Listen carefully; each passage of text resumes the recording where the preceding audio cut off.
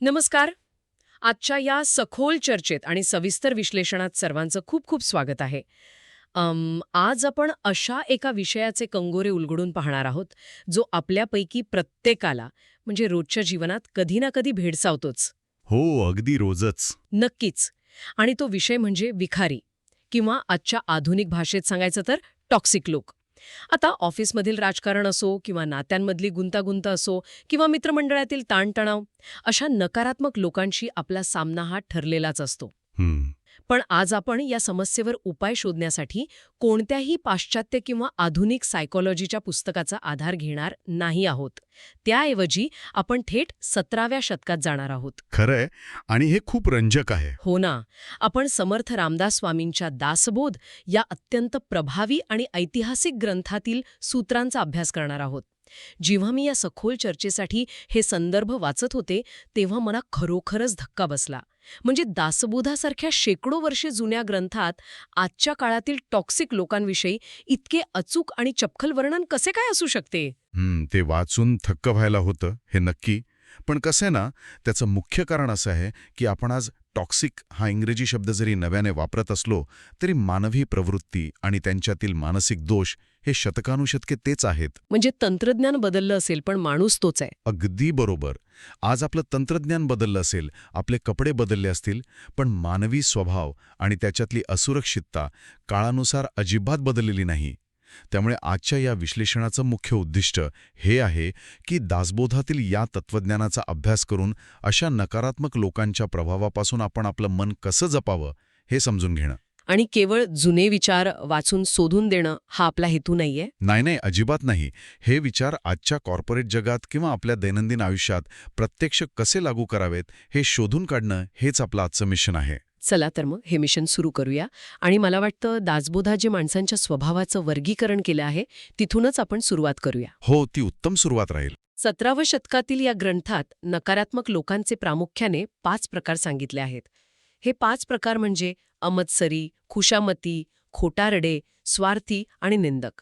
आपण या प्रत्येक प्रकारावर थोडी सविस्तर चर्चा करूया, कारण मला खात्री आहे की हे ऐकताना प्रत्येकाच्या डोळ्यासमोर कुणाचा ना कुणाचा चेहरा नक्कीच येणार आहे. नक्कीच येणार आहे. तर पहिला प्रकार आहे मत्सरी.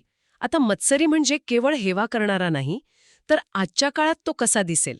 समजा एखाद्याला ऑफिसमध्ये प्रमोशन मिळालं आणि त्याचा एखादा सहकारी जवळ येऊन म्हणतो, अरे वा, नशिबवान आहेस तू, बॉस साहेबांची मर्जी असली की सगळं काही मिळतं. म्हणजे एका वाक्यात त्याने त्या व्यक्तीच्या कष्टावर पाणी फिरवलं. अगदी नेमकं उदाहरण दिलं तुम्ही. हीच ती मत्सरी प्रवृत्ती. जर आपण याला व्यापक दृष्टिकोनातून पाहिलं आणि ह्या लोकांच्या मानसिकतेचे विश्लेषण केलं तर एक अत्यंत स्पष्ट चित्र समोर येतं. ते कसं? अशा लोकांच्या मनात खोलवर एक भयंकर असुरक्षितता दडलेली असते. त्यांच्यात सतत इतरांशी स्वतःची तुलना करण्याची सवय असते. त्यांना नेहमी असं वाटतं की जर दुसरा कोणी पुढे गेला तर आपलं महत्त्व कमी होईल. म्हणजे ते स्वतःला मोठं दाखवण्यासाठी इतरांना लहान करतात. अगदी तेच. स्वतःला मोठं दाखवण्यासाठी ते सतत इतरांना कमी लेखण्याचा प्रयत्न करतात.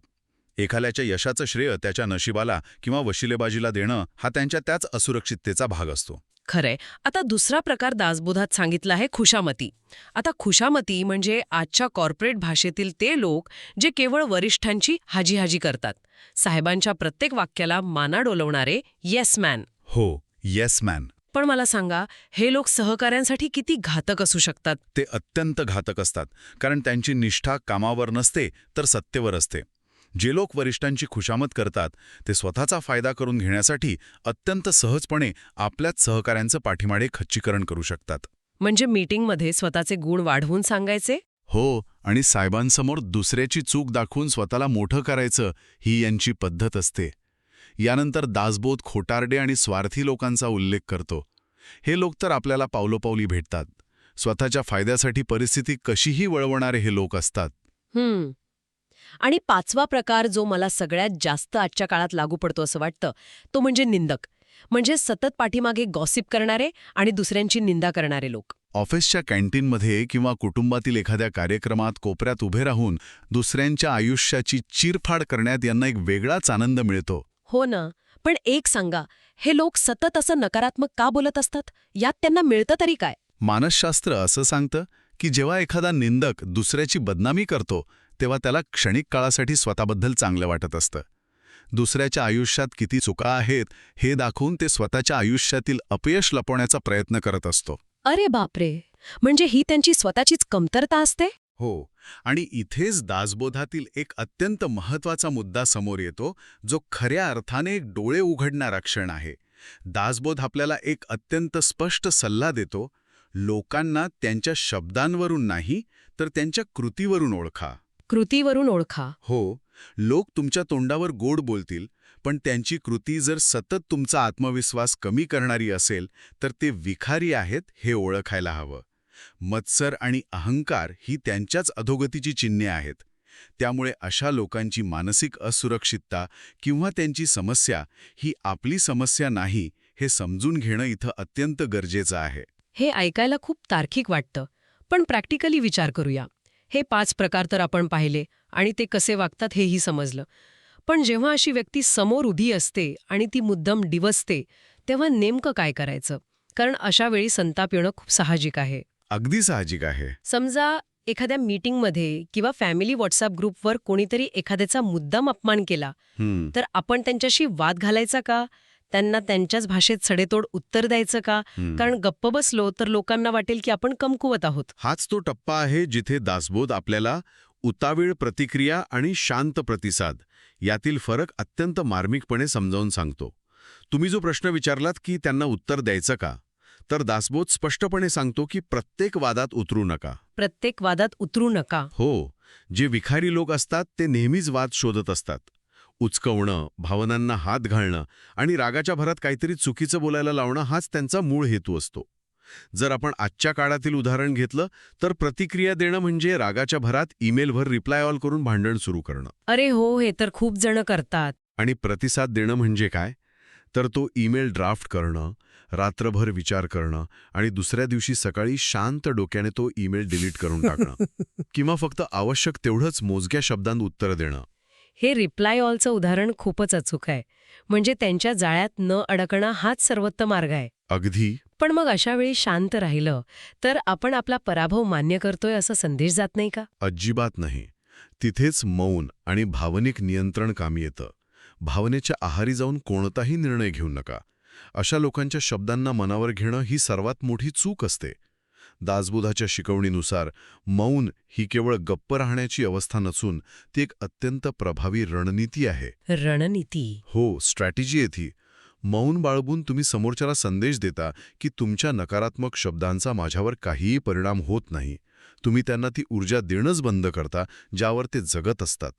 एखादा माणूस जर भांडायला आला आणि अत्यंत शांत चेहऱ्याने त्याच्याकडे फक्त पाहत राहिलं तर तो स्वतःच गोंधळून जातो. हे खरंच खूप सखोल आहे. गप्प राहणं म्हणजे ऊर्जा वाचवणं. पण ही वाचवलेली ऊर्जा कुठं वापरायची?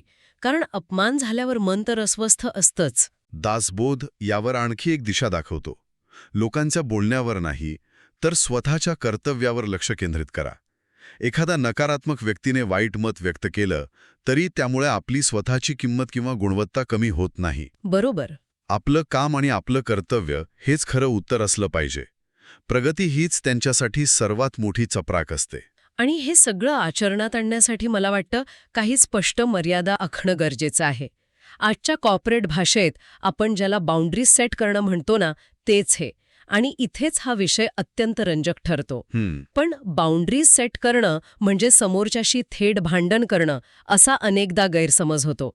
जर कोणी चुकीच्या पद्धतीने बोलत असेल तर मला या प्रकारचं बोलणं पसंत नाही किंवा ही चर्चा मला योग्य वाटत नाही असं अत्यंत शांतपणे पण ठामपणे कसं सांगायचं? कारण अनेकदा असं बोलल्याने नवीनच वाद उभा राहतो. हे अगदी खरं आहे की मर्यादा घालताना लोक दुखावले जाऊ शकतात. पण इथे दासबोधातील एक अत्यंत महत्त्वाचा आणि व्यावहारिक सल्ला कामी येतो, जो आजच्या काळात 100% लागू पडतो. तो सल्ला म्हणजे गुप्तीत जपा. गुप्तीत जपा म्हणजे स्वतःचे सिक्रेट्स लपून ठेवा. याचा आणि बाउंड्रीजचा काय संबंध? संबंध खूप जवळचा आहे. ज्या व्यक्ती नकारात्मक आहेत त्यांच्यासोबत अनावश्यक चर्चा पूर्णपणे टाळणं ही सुद्धा एक प्रकारची मर्यादाच आहे. आपण अनेकदा भावनेच्या भरात खूप मोठ्या चुका करतो. म्हणजे कसं? समजा एखाद्या कौटुंबिक लग्न समारंभात एखाद्या व्यक्तीने सहज एखाद्या नातेवाईकाला सांगितलं की नोकरीत सध्या खूप ताण आहे आणि राजीनामा द्यावासा वाटतोय. तो नातेवाईक तिथे खूप सहानुभूती दाखवेल, पण पुढच्याच आठवड्यात संपूर्ण कुटुंबात अशी चर्चा सुरू होते की त्या व्यक्तीला नोकरीवरून काढणार आहेत किंवा ती व्यक्ती आयुष्यात अपयशी ठरत आहे. बापरे, हे तर खूपच भयानक आणि तितकंच खरं वास्तव आहे. आपण अनेकदा ऑफिसमध्ये सुद्धा सहकाऱ्यांसोबत कॉफी पिताना अशीच भविष्यातील स्वप्न, कुटुंबातील अडचणी किंवा मनातील असुरक्षितता शेअर करून बसतो आणि नंतर तोच सहकारी प्रमोशनच्या वेळी याच माहितीचा वापर आपल्या विरुद्ध हत्यार म्हणून करतो. नेमकं हेच. दासबोधाचा हा गुपित जपण्याचा सल्ला आपल्याला भावनिकदृष्ट्या सुरक्षित ठेवतो.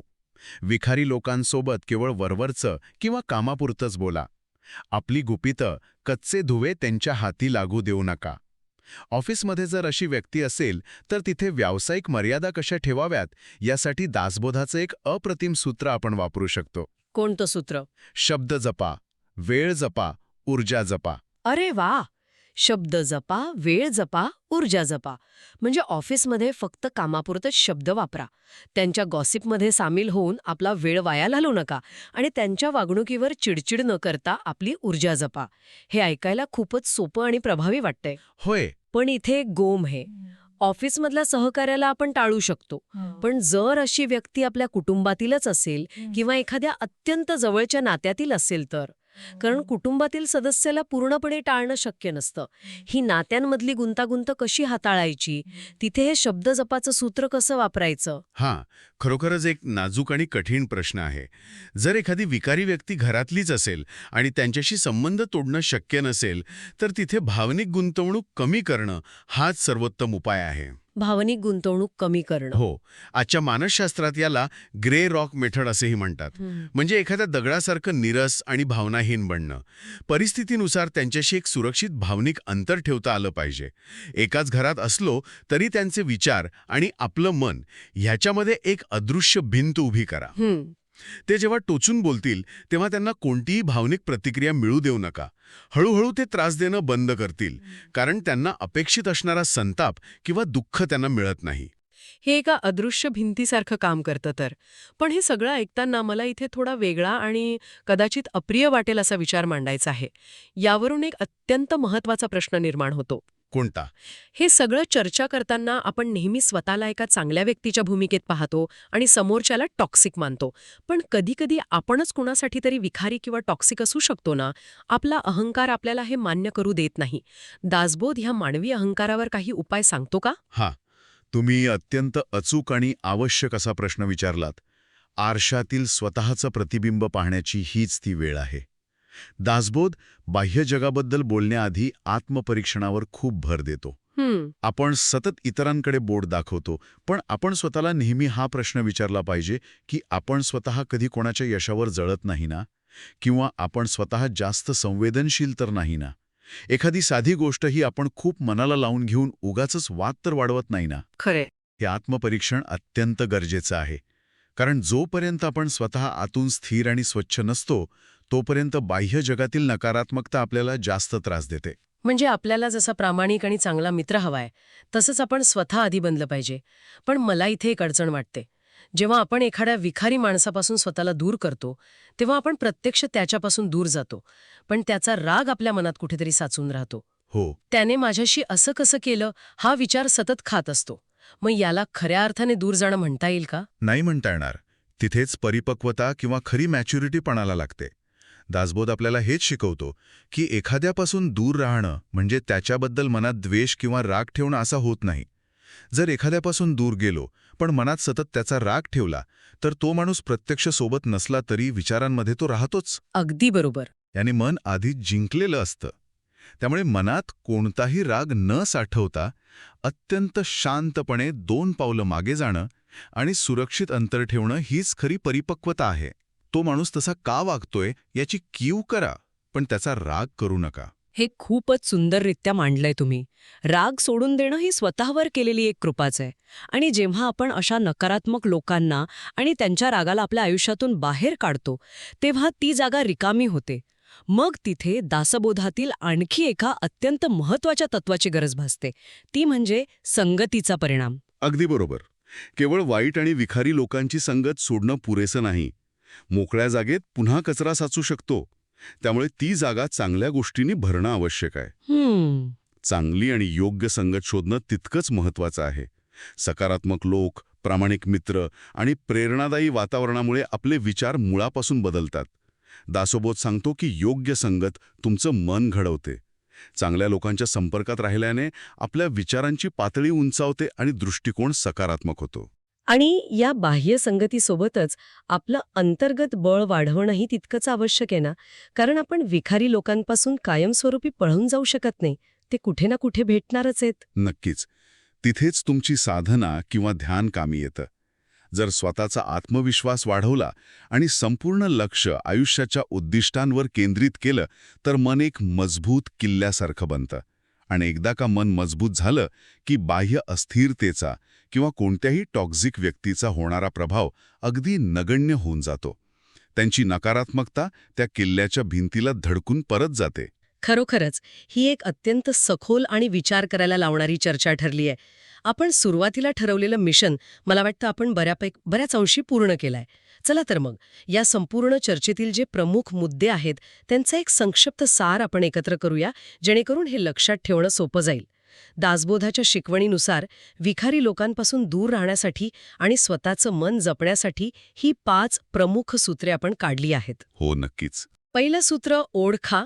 लोकांना त्यांच्या गोड शब्दांवरून नाही तर त्यांच्या कृतीवरून ओळखा. दुसरं सूत्र वाद टाळा.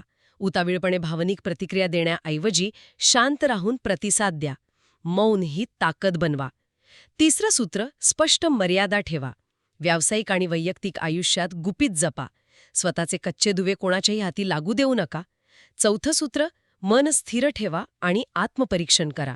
जगातले दोष शोधण्याआधी स्वतःच्या मनाची स्वच्छता करा. आणि 5वं सूत्र केवळ वाईट संगत सोडू नका तर आवर्जून चांगली सकारात्मक आणि प्रेरणादायी संगत निवडा. हे सारं अत्यंत अचूक आहे.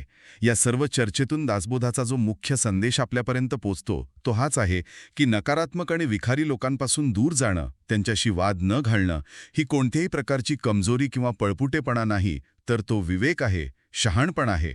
जगातील प्रत्येक वादात उतरणं आणि तो जिंकणं न शक्य असतं ना त्याची काही गरज असते.